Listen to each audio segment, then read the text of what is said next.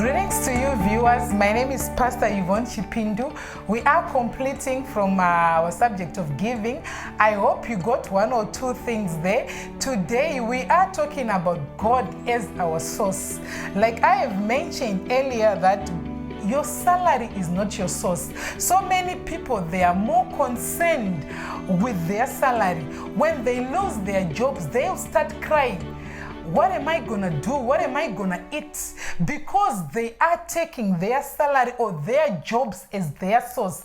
But if you take God as your source, you know that employed or unemployed, I'll still eat. Employed or unemployed, my children will still go to school. Why? Because you have faith in your God who is your source. What we need to do, what we need to know is that God can still provide for you even if you are not working.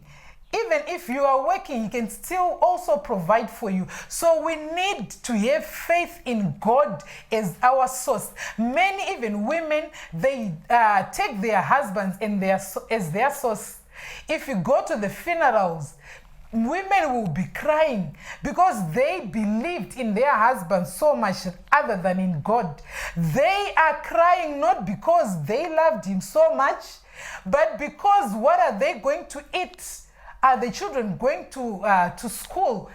Because the husband has died. It is because they had so much faith in their husbands as their source. But I want you to move you from your husband as your source, but to take God as your source, knowing that even when your husband is alive, God will still provide.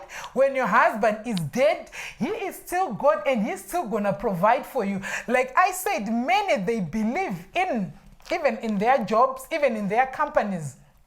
Just like I want to take you back when we were under lockdown.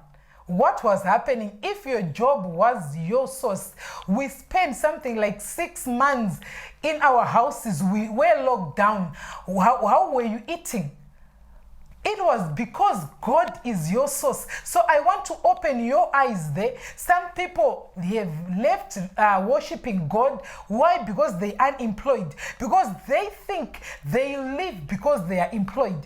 But take God as your source, as He had provided for us when we were locked down. We were in our houses. We were not going to school. We were not at the markets, but we were just in our houses. But we were eating because God is our provider. He will provide. Listen, God provided for Elijah. He just told Elijah that go to Zarephath and you will meet a woman there. So God who can still do it for you today if you have faith in Him. So you are not going to get something from God if you don't have faith. He's not going to provide for you if you do. You know what you need to do is to surrender. Remember, Jesus said, do not worry about what you shall eat.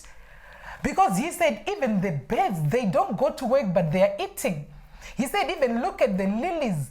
They don't do anything, but they are well dressed. So God, if God can care for the birds, if He can care for the lilies, what about you? You have the same image with Him. Can't He provide for you? He can provide for you, but that is when you have faith in Him.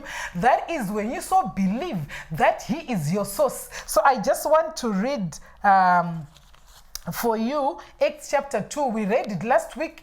But if these people, why they gave, it was because they had so much faith that yes, we have sold our possessions, yes, we have sold whatever we have, and we're taking money to church. God will still provide for us and will still live. So I just want to read for you Acts chapter 2, verse 42. All the believers devoted themselves to the apostles' teachings and to fellowship and to sharing in meals and to prayer. A deep sense of awe came over them all, and the apostles performed many miraculous signs and wonders. And one thing that I want you to see there is that these people were united.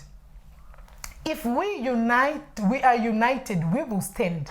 But when we are divided, we will fall. So when we are worshiping God as children of God, in our community, at our church, we need to be united. Whatever we do, when we are united, we will stand. I shall continue. They sold their property and possessions and shared the money with those in need.